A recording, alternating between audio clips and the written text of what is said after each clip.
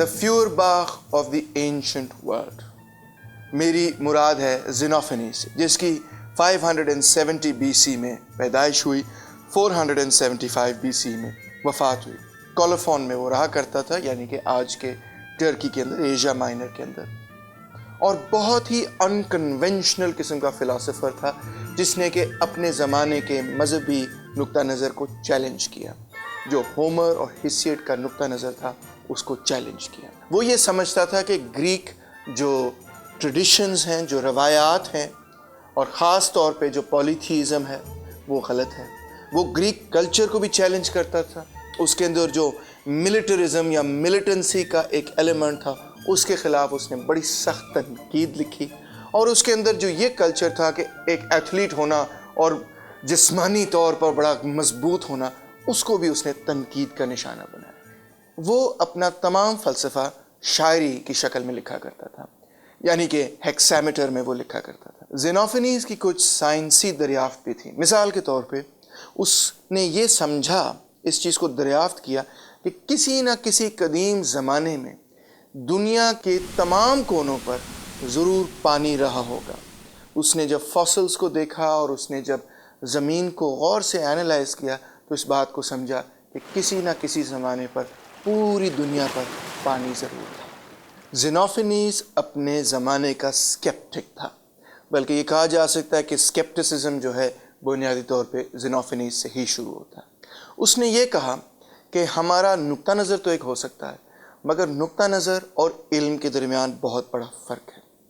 Opinion اور knowledge میں فرق ہے۔ آپ یہ ضرور سمجھتے ہوں گے کہ آپ کسی چیز کو جان چکے ہیں، اچھی طرح اس کے بارے میں علم رکھتے ہیں، مگر یہ قطعی طور پر ضروری نہیں کہ واقعی آپ اس حوالے سے علم رکھتے ہیں۔ زینوفنیز نے خاص طور پہ اپنے زمانے کے علم کو تنقید کا نشانہ بنایا اور مذہبی نقطہ نظر کو تنقید کا نشانہ بنایا۔ اس نے یہ کہا کہ جس طرح سے گریک یعنی یونان کے مذہب میں دیوتاؤں کو انسان جیسا بنایا گیا ہے، یہ بالکل غلط ہے اور ناممکن ہے۔ زینوفنیز نے یہ کہا کہ اگر مویشی، گھوڑے، شیر ان سب کے ہاتھ ہوتے اور اگر ان ہاتھوں سے یہ پینٹ کر سکتے جس طرح کے انسان پینٹ کرتے ہیں، تو پھر مویشی جو ہیں وہ مویشی جیسے، گھوڑے جو ہیں وہ گھوڑے جیسے، اور شیر جو ہیں وہ شیر جیسی دیوتائیں بناتے اور ان کی پرستش کیا کرتے۔ یہی وجہ ہے کہ جب ایتھوپینز اپنی دیوتائیں بناتے ہیں تو وہ بالکل اپنی دیوتاؤں کو ایتھوپین جیسے بناتے ہیں۔ جب تھریشینز اپنی دیوتائیں بناتے ہیں تو وہ بھی اپنی دیوتاؤں کو اپنے جیسا ہی بناتے ہیں۔ زینوفنیز کا یہ کہنا تھا کہ یہ سب تصورات غلط ہیں، خدا صرف ایک ہے، خدا انسانی شکل میں نہیں ہے۔ اچھا برا جو انسان کو لگتا ہے، خدا اس تمام چیز سے بالا ہے۔ خدا ہمیشہ سے ہے، ہمیشہ تک رہے گا، اور خدا کے حوالے سے کسی قسم کی ہائرارکی ایگزسٹ نہیں کرتی۔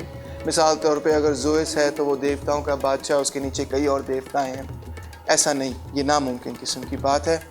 خدا جو ہے وہ انسانوں کی زندگی میں عمل دخل بھی نہیں کرتا۔ زینوفنیز کا یہ کہنا جو ہے اس کا بہت بڑا اثر ہوا پارمینیڈیز پر، زینو پر اور میلائسس پر۔